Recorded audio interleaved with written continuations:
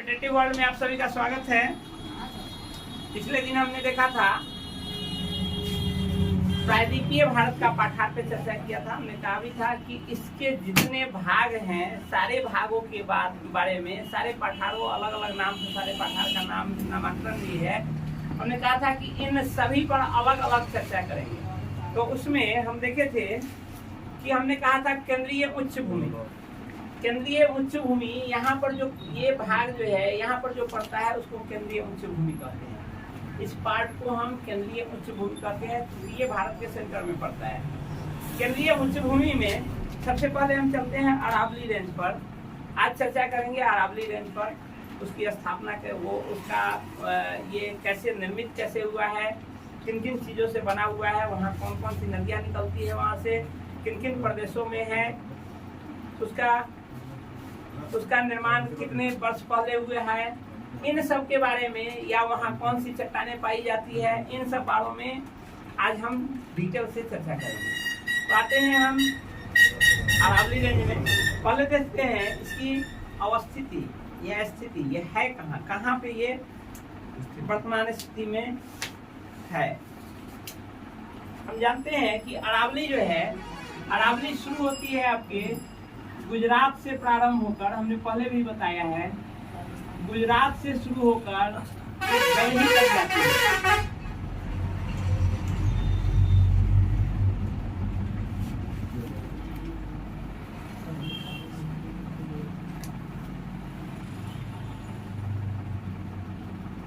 गुजरात से शुरू होकर दिल्ली तक जाती है। तो आप बताइए गुजरात से दिल्ली जाने के क्रम में बीच में कौन कौन स्टेट पड़ेगा? यहाँ ये आपका गुजरात हो गया पार्ट। इससे ऊपर का पार्ट गुजरात में हालांकि बहुत कम पार्ट है इसका, तो थोड़ा उस हिसाब से ये करते हैं। ये गुजरात का पार्ट पड़ता है। इससे ऊपर जो है ये पूरा का पूरा राजस्थान है। राजस्थान से ऊपर आपका यहाँ पर हरियाणा है और हरियाणा से ऊपर दिल्ली है। यानी ये 4 स्टेट में आपका अरावली रेंज जो है, अरावली रेंज 4 राज्यों में स्थित है। वो 4 राज्य है आपका गुजरात, राजस्थान, एमपी आपका नीचे हो जाता है, वहाँ ये पड़ता नहीं, यहाँ पे एमपी, राजस्थान, हरियाणा प्लस दिल्ली। हरियाणा ये पार्ट इधर हरियाणा पड़ता है, ये पार्ट, और ये पार्ट पंजाब पड़ता है। पूर्वी भाग जो है आपके मैप पर पंजाब क्या है, पश्चिमी भाग पंजाब है और पूर्वी भाग हरियाणा है। हिंदी क्षेत्र दिल्ली से सटा हुआ क्षेत्र जो है वो हरियाणा है, और उससे ऊपर आइएगा इधर पश्चिम की तरफ बढ़िएगा तो आपका पंजाब है। पंजाब नहीं पड़ता है दिल्ली। इन 4 राज्यों से होकर गुजरती है। इसमें मैक्सिमम पार्ट आप अरावली का देखिएगा, यह अधिकतम भाग जो है वो आपका किस राज्य में है? राजस्थान में है। राजस्थान में इसका लगभग 80% भाग केवल और केवल राजस्थान में है। इस अरावली का 80% भाग आपका कहाँ है? राजस्थान अंतर्गत पड़ता है। आते हैं अरावली के निर्माण से संबंधित हम देखते हैं। इसका निर्माण जो होना शुरू हुआ था, हम बताए थे जिस समय पढ़ा रहे थे आपको, क्या कहते हैं, जिस समय हिमालय की उत्पत्ति बता रहे थे उस समय हमने बताया था कि जब ये गोंडवाना लैंड से टूटकर बना हुआ है, यह प्रायद्वीपीय भारत का जो निर्माण है गोंडवाना लैंड से टूटकर बना है, और ये चलायमान है उत्तर और पूरब की ओर। ऊपर जाकर यूरेशियन प्लेट से टकराने के क्रम में यहाँ पर भ्रंश था, उस भ्रंश से लावा निकलकर और निर्मित हुआ। तो लावा निकलकर निर्मित होने के क्रम में यह जो है लगभग आज से 600 से लेकर 750 या 750 लगभग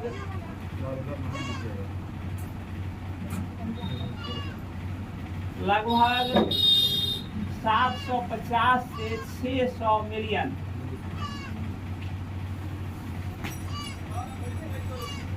वर्ष पूर्व निर्मित हुआ।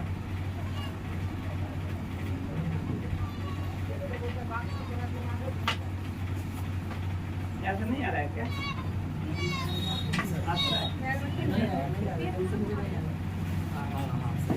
वही सर बहुत आगे चलेगा, आगे चलेगा इनका पीछे। हाँ हाँ ऊपर तो जाओ सर। हाँ सर। लगभग 750 से 600 मिलियन वर्ष पूर्व इसका निर्माण हुआ। यह जो है मोड़दार पर्वत है।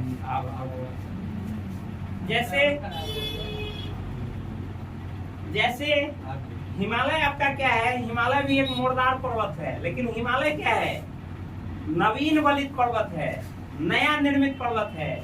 लेकिन यह क्या है, यह संसार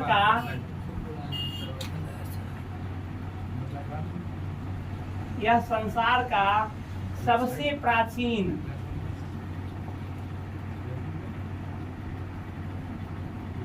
वलित पर्वत है।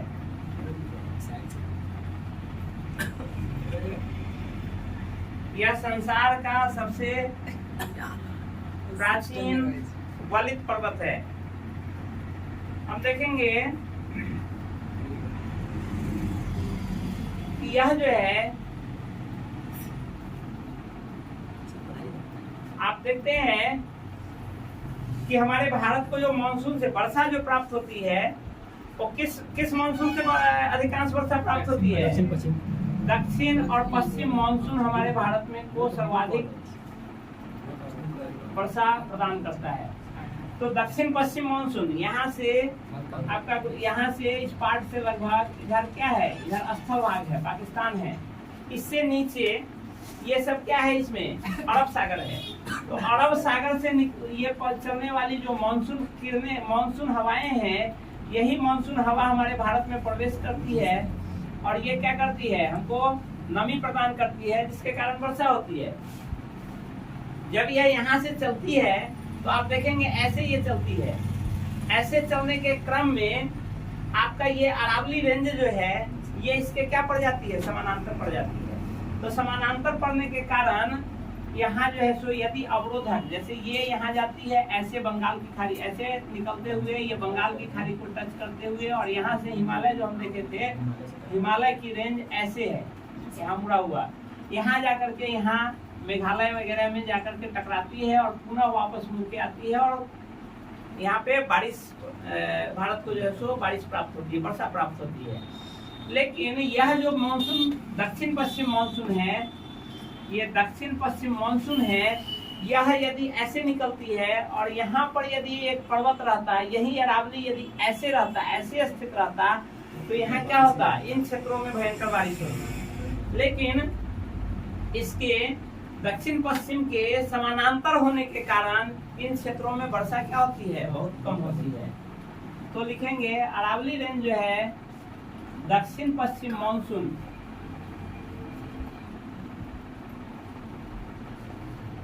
के समानांतर स्थित है।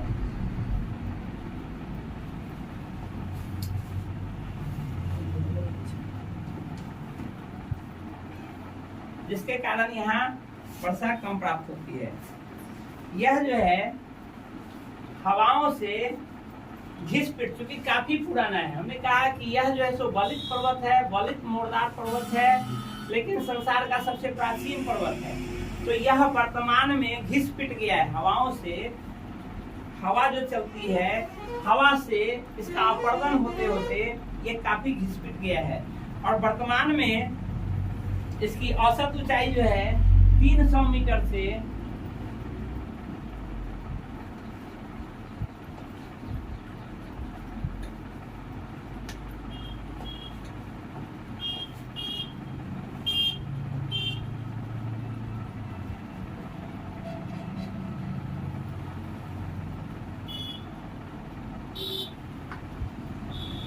वर्तमान में इसकी औसत ऊंचाई 900 से 300 मीटर या 300 से 900 मीटर जो भी लिखे हैं मीटर तक है। ये हालांकि पूर्व में काफी ऊंचा, काफी जो है सो ये इसकी ऊंचाई अधिक थी, लेकिन वर्तमान में ये घिस-पिट करके, यानी अब ये अवशिष्ट पर्वत का उदाहरण हो गया है। वर्तमान में इसकी ऊंचाई मैक्सिमम 300 से, हालांकि 300 900 क्या है, औसत ऊंचाई है। इसका यह मतलब नहीं कि इससे ऊंचा नहीं है। इसकी सबसे ऊंची चोटी अभी बताएंगे, माउंट आबू पर कौन सा क्रूज शिखर है, जिसकी ऊंचाई 1722 मीटर है।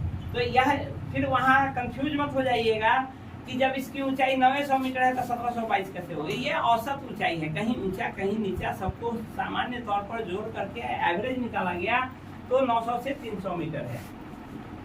आते हैं, यह जो है ग्रेनाइट दिख रहा है सर, दिख रहा है। दिख रहा है? हाँ? पूरा हाँ, दिख रहा है।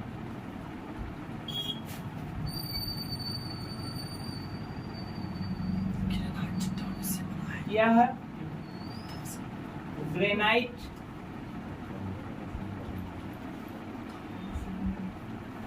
नीस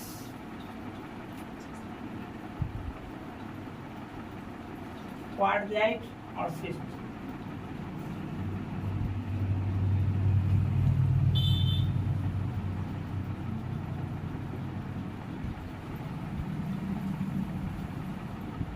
पत्थरों से बना है।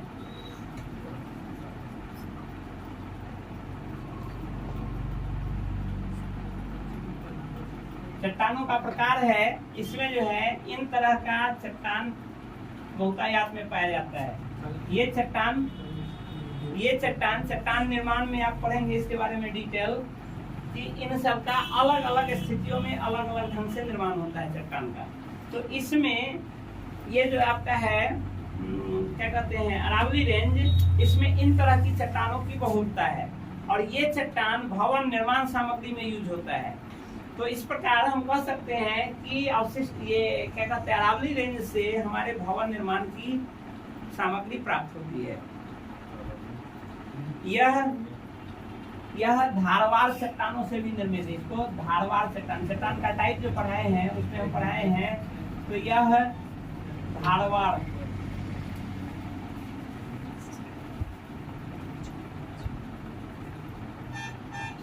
चट्टानों से निर्मित है।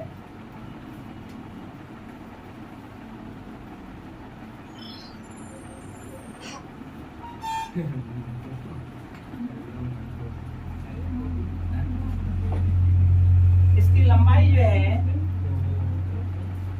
आप देखेंगे, इसकी लंबाई जो है ये लगभग 800 किलोमीटर है। ये यहाँ गुजरात में शुरू होता है, ये गुजरात के शुरू होता है। आपको यहाँ पर जो पॉइंट है गुजरात का पालनपुर,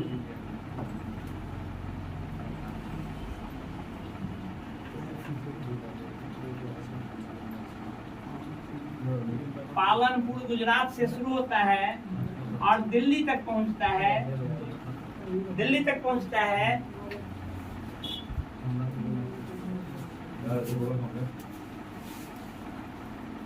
इसकी लंबाई लगभग 800 किलोमीटर है।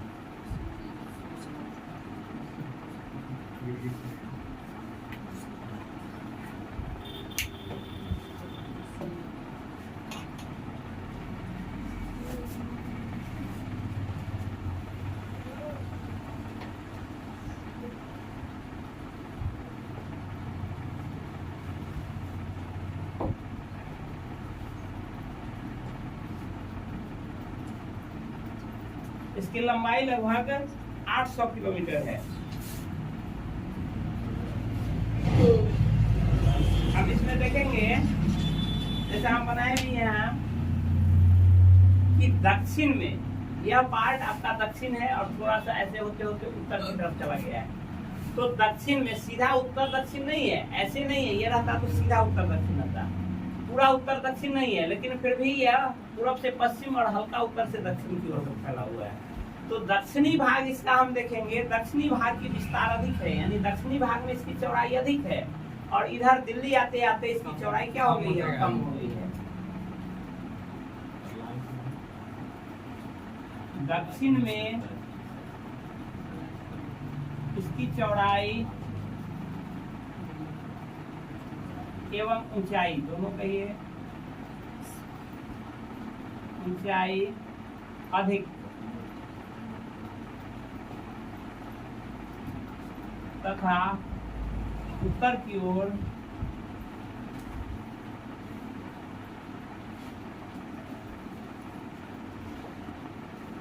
कम होती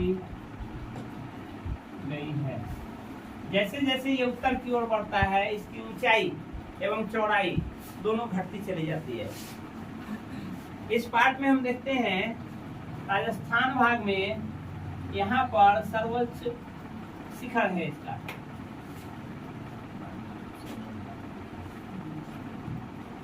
यहाँ पर सबसे ऊंचा शिखर है इसका, जिसको कहते हैं आपको गुरु शिखर।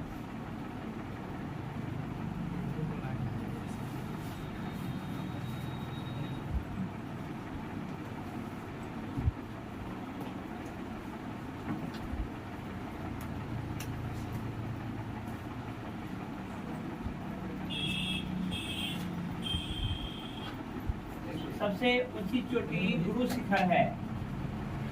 इसकी सबसे ऊंची चोटी जो है वो गुरु शिखर है। इस गुरु शिखर से एक नदी निकलती है जिसका नाम है आपको,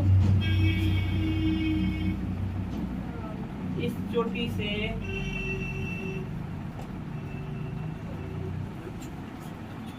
माही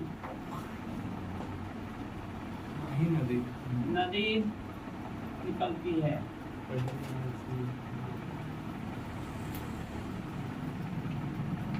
बाकी अभी नदी चैप्टर बाकी है। नदी जब पढ़ाएंगे तो सारे नदी का विभिन्न चोटियों से कौन कहाँ से निकलता है, क्या स्थिति है, उसका नदी तंत्र क्या है, अपवाह तंत्र क्या है, वो सब बताएंगे। लेकिन चूंकि अभी हम ये पठार पढ़ा रहे हैं तो वहां से निकलने वाली जो प्रमुख नदियां हैं उसके बारे में भी चर्चा करेंगे।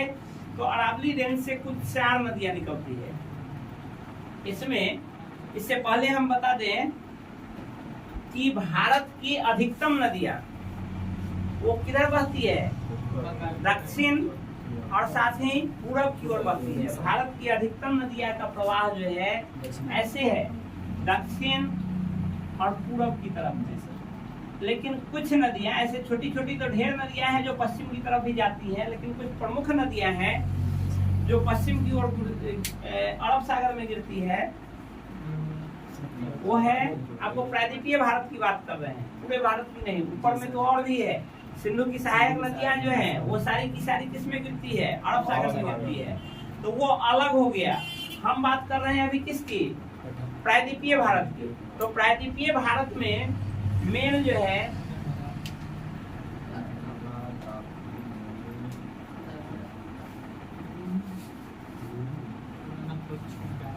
लूनी, साबरमती, माही, नर्मदा और ताप्ती। ये 5 नदियां जो है, ये प्रमुख 5 नदियां हैं प्रायद्वीपीय भारत की, जो अरब सागर में गिरती है।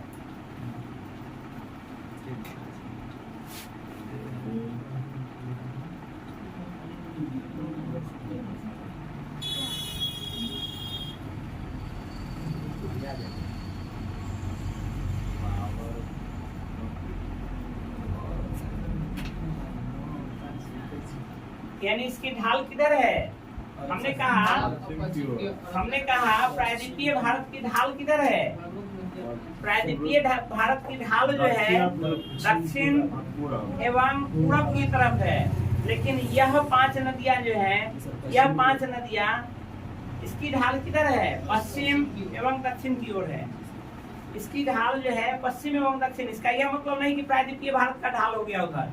यह कुछ विभिन्न कारणों से, विशिष्ट कारणों से उधर की ओर बढ़ती है। जैसे नर्मदा और ताप्ती 2 भ्रंश घाटियों से होकर गुजरती है। हमने बताया था कि वो भारत का जो अंगारा गोंडवाना लैंड जो है वो कटा हुआ है बीच से। जब चलायमान था, जब टूटा था आपका किससे, गोंडवाना लैंड से जिस समय टूटा था तो उसमें बीच में दरार पड़ गया था और उन दरार से होकर बहती है। इसलिए ये नर्मदा और ताप्ती ये भ्रंश घाटी से बहती है। याद रखिएगा, नर्मदा और ताप्ती भ्रंश घाटियों से बहती है। और इधर जो आपका ये है लूनी, साबरमती, माही, चूंकि यह अरावली रेंज जो है ऐसे गुजरा हुआ है और इसके इधर से निकलती है, इसलिए ये आकर के इधर गिर जाती है। इसका यही रीजन है। ढाल नहीं है, बीच में एक पर्वत, कुछ विशिष्ट कारणों से बीच में एक पर्वत, जैसे गंगा कहते हैं, गंगा का ढाल किधर है? दक्षिण और पूरब की तरफ। लेकिन कुछ इसका यह मतलब थोड़े कि जहाँ से उत्पत्ति हुई है और जहाँ उसका समागम हुआ है वहां तक टोटल का टोटल वही है। नदियां हैं तो नदियां क्या विशाल आकार ग्रहण करती है बहुत जगह, तो स्थानीय ढाल जो होता है वो भी मायने रखता है। कहीं पर नदी ऐसे चल रही है और कहीं पर सीधे ऐसे घूम जाएगी, तो कहिएगा कि ये थोड़ा दूर उत्तर की तरफ चली है तो इसका ढाल उत्तर हो गया। इस जगह पर भले ही उत्तर है, लेकिन हम जो कहते हैं वो औसतन ढाल के बारे में कहते हैं, तो औसतन ढाल ऐसे है। तो इसी कारण से यहाँ अरावली से निकलने वाली जो नदियां हैं, यदि यहाँ से निकलती है तो वो इसको काट के ऐसे तो जाएगी नहीं, यहाँ से निकल रही है तो वो कैसे जाएगी? ऐसे जाकर के यहाँ अरब सागर में गिर जाएगी। तो इसमें यही अरब सागर सॉरी आपका जो अरावली रेंज से निकलने वाली नदियां हैं उसके बारे में देखते हैं। यहाँ से मेनली 4 नदियां निकलती हैं अरावली से, मुख्यतः 4 नदियां।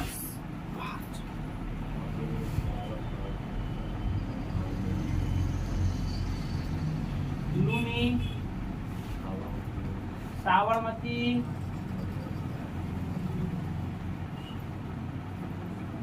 माही और बेतवा।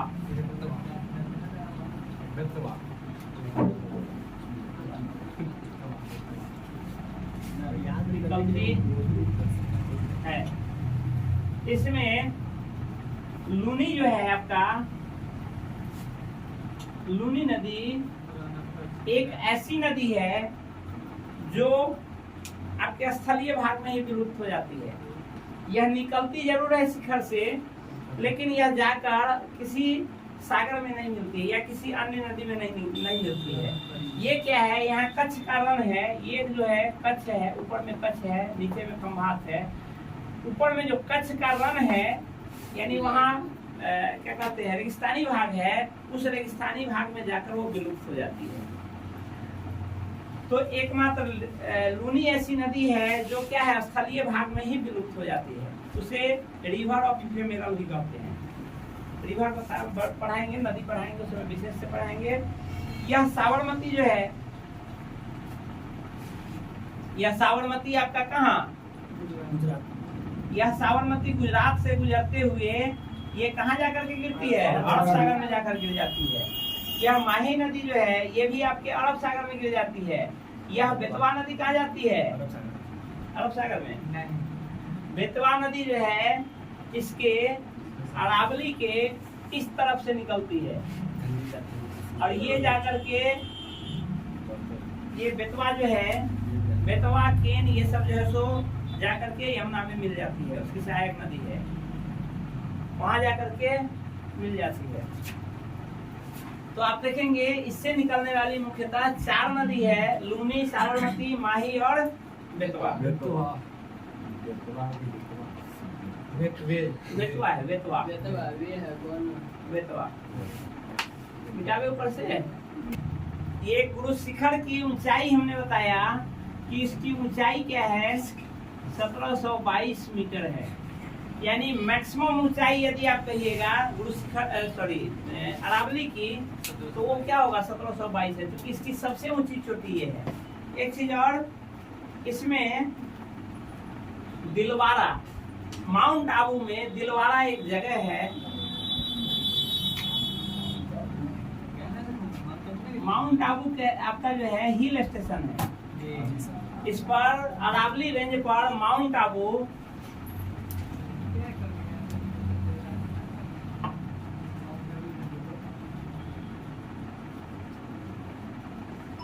एक हिल स्टेशन है।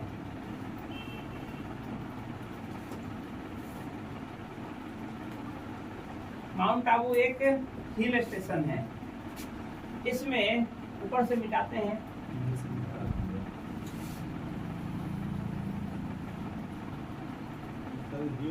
मतलब होता क्या है? हिल स्टेशन का मतलब है वह रमणीक जगह जहाँ का मौसम हमेशा सुहावना रहता है। न बहुत अधिक गर्मी न बहुत अधिक ठंडी। और वहाँ लोग जनरली पर्यटन के रूप में वहाँ जाते हैं, पर्यटक जाते हैं। उसको विकसित किया जाता है गवर्नमेंट के द्वारा, विभिन्न जगह पार्क वगैरह बनाया जाता है जहाँ आदमी जाए और अपनी छुट्टियों को वहाँ आनंदित करे। उसके लिए बनाया गया स्टेशन जो होता है। ये जनरली मैदानी भाग पर नहीं होगा, मैदानी भाग से ऊंचे जगहों पर होगा, ताकि वहाँ का मौसम क्या हो, ठंडा हो। तो आते हैं माउंट आबू। इसमें दिलवाड़ा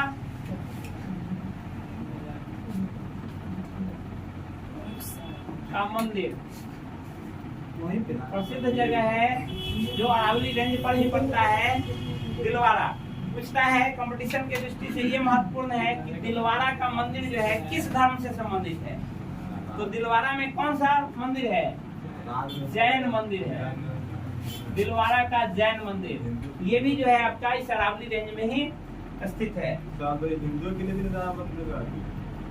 जैन धर्म से संबंधित है, ये दिलवाड़ा का जो मंदिर है ना, जैन धर्म से संबंधित है। आते हैं, इसका कुछ स्थानीय नाम है।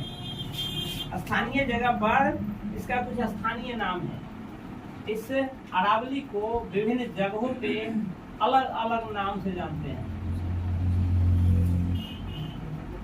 स्थानीय नाम जैसे आपका उदयपुर में इसको जरगा की पहाड़ियां कहते हैं।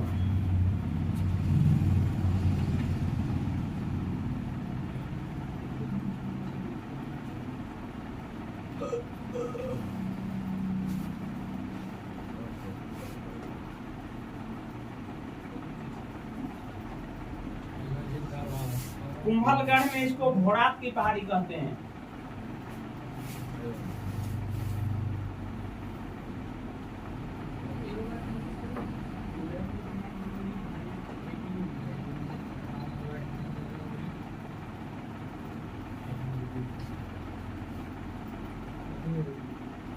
उसके अलावे आपको टोंडगढ़ में भड़वाड़ा कहते हैं, भड़वाड़ा की पहाड़ी। टोंडगढ़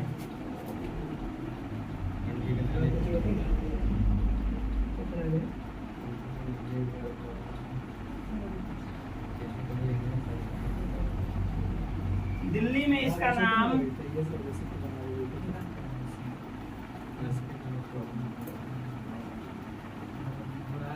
रायसीना हिल्स है।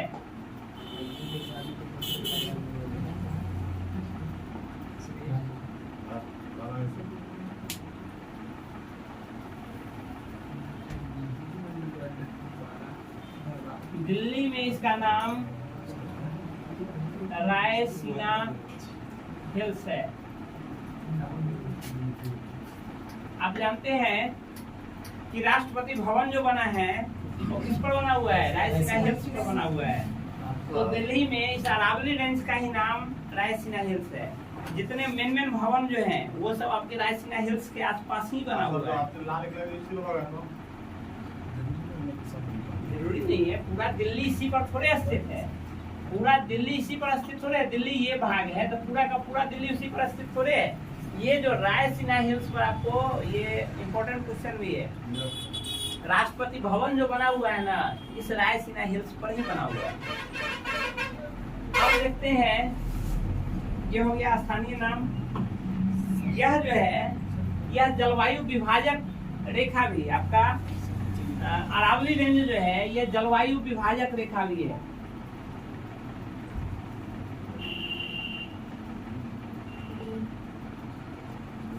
यह जलवायु विभाजक रेखा भी है। कैसे? तो यहाँ से जो दक्षिण पश्चिम मानसून चलती है ऐसे, तो देखते हैं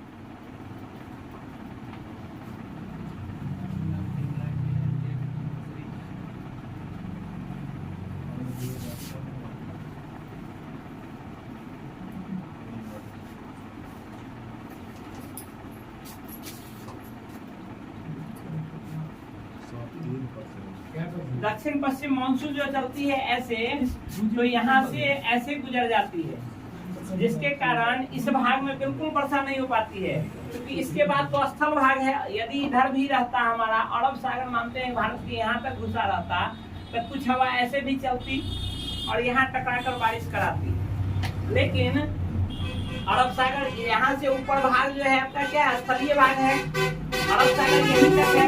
तो यहाँ से जो भी हवा चलेगी वो ऐसे मैक्सिमम चल सकती है, ऐसे तो चल नहीं सकती है, यहाँ से ऐसे तो चल नहीं सकती है। ऐसे आएगी तो स्थलीय वर्षा, स्थलीय पवन आएगी जिसमें नमी नहीं होगी। तो यहाँ से जो भी ये जाएगी नमी वो इससे टकराएगी नहीं, जिसके कारण इस प्रदेश में यहाँ पर जो है यहाँ रेगिस्तान का विस्तार हो गया है। यहाँ पे रेगिस्तान का निर्माण हो गया राजस्थान में। जिस रेगिस्तान को क्या कहते हैं, थार रेगिस्तान कहते हैं, थार मरुस्थल कहते हैं। थार मरुस्थल वैसे प्रदेश को कहते हैं जहाँ मरुस्थल का मतलब यह नहीं कि वहाँ बालू ही बालू है। मरुस्थल का मतलब होता है औसतन वर्षा 25 सेंटीमीटर से, औसतन वार्षिक वर्षा 25 सेंटीमीटर से नीचे हो। तो यहाँ इस कारण बारिश बहुत कम होती है। हालांकि यहाँ से इधर से ये बारिश कुछ थोड़ी बहुत वर्षा इन क्षेत्रों में हो जाती है इसके रोकने के कारण। ऐसे जो दक्षिण पश्चिम मानसून चल रहा है तो ये अवरोधक का काम करती है, हालांकि इतनी नहीं जितनी यहाँ, लेकिन फिर भी यहाँ इसके मुकाबले बहुत अच्छी वर्षा हो जाती है, जिसके कारण यहाँ की जलवायु इससे इधर की जलवायु अलग और इधर की जलवायु अलग, जिस कारण इसको हम जलवायु विभाजक रेखा भी कहते हैं। यह आपका अरावली रेंज जो है यह थार मरुस्थल के विकास को रोकता है।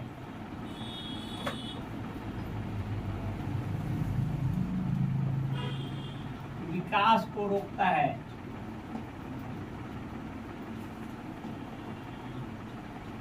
यहाँ इससे आगे नहीं बढ़ने देता है, ये पर्वत से उधर ही उसका थार मरुस्थल का विकास रुक जाता है। आते हैं इसमें पाई जाने वाले विभिन्न जो आपका खनिज है उसके बारे में जानते हैं। तो इसमें मेनली दो तरह के खनिज जो है सो धात्विक और अधात्विक, दो तरह के खनिज पाए जाते हैं।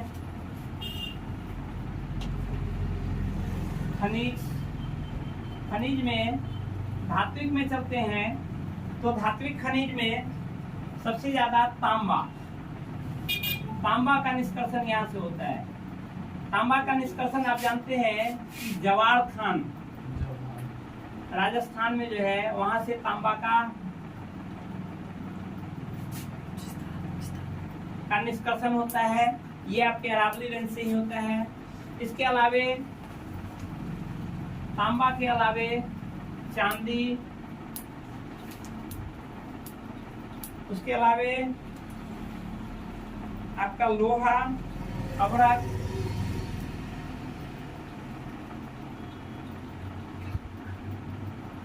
आदि का निष्कर्षण इससे होता है। अधात्विक खनिज में आते हैं जो विभिन्न चट्टानें हैं, उससे यहाँ से हम संगमरमर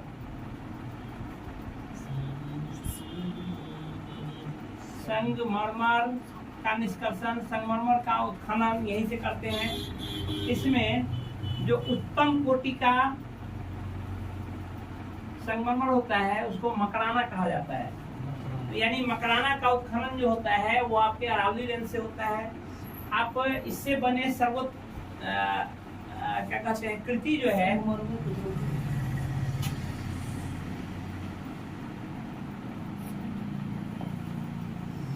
इससे बना आपका जो उत्कृष्ट कृति है, ये दो भारतीय इतिहास में आप देखेंगे इससे दो उत्कृष्ट कृति बनी है।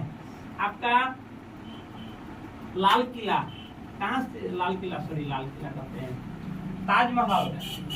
ताजमहल जो है ये कहाँ स्थित है, आगरा में स्थित है ताजमहल। और दूसरा एक आपका क्या कहते हैं विक्टोरिया मेमोरियल जो है कलकत्ता में,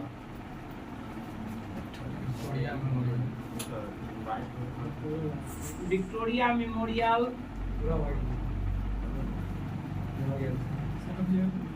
ये तो जो है उत्कृष्ट कृति है जो इन पत्थरों से बना हुआ है। ये अरावली रेंज से जो उत्खनित संगमरमर है उनसे बना हुआ है। इसके अलावे यहाँ हम यदि पर्यटन स्थल की बात करेंगे, अरावली रेंज में कई पर्यटन स्थल विकसित हुए हैं। जैसे आपने देखा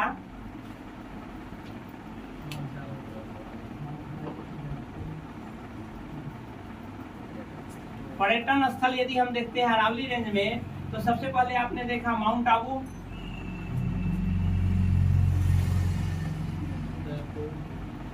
उसके अलावे आपने दिलवाड़ा जैन मंदिर,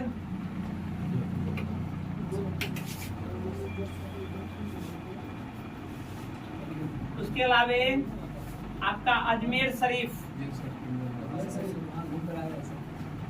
अजमेर शरीफ, ये सब जो है आपके किसमें है, इसी अरावली रेंज में है।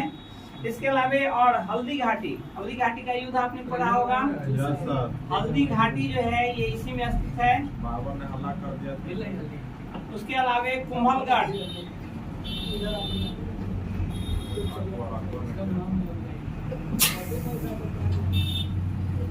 काटकिला, ये सब जो है पर्यटन स्थल है जो आपको अरावली रेंज में ही स्थित है। तो आज हमने देखा केंद्रीय उच्च भूमि जो है उसका एक भाग अरावली रेंज जो है वो हमने पढ़ा। नेक्स्ट अगले में देखेंगे इसमें जितने भी हमने पठार प्रायद्वीपीय भारत का जितना पठार देखा उन सभी पर चर्चा करेंगे। तब तक के लिए धन्यवाद। धन्यवाद। रोके के ना, हाय, पूरे खत्म कर दीजिए।